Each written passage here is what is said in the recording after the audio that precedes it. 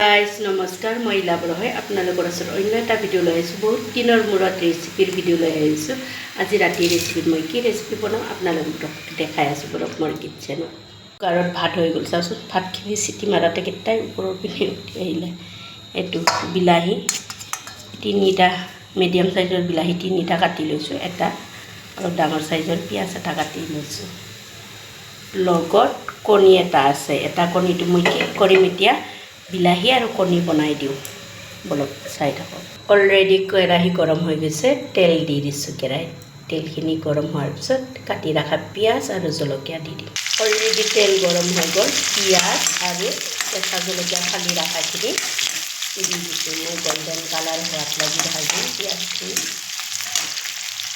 Already পিঁয়াজখিনি golden colour হোৱাৰ পিছত দিছোঁ বিলাহীখিনি, লগত কালাৰৰ কাৰণে ৰংগুৰি, সোৱাদ অনুসাৰে নিমখ।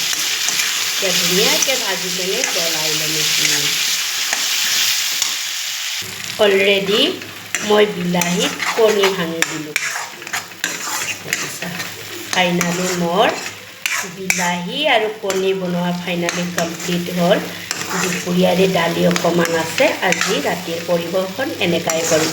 আপোনালোকে যদি মোৰ ভিডিঅ'টো ভাল লাগে লাইক কৰিব, কমেণ্ট কৰিব, শ্বেয়াৰ কৰিব। লগতে গুড নাইট, বাই বাই।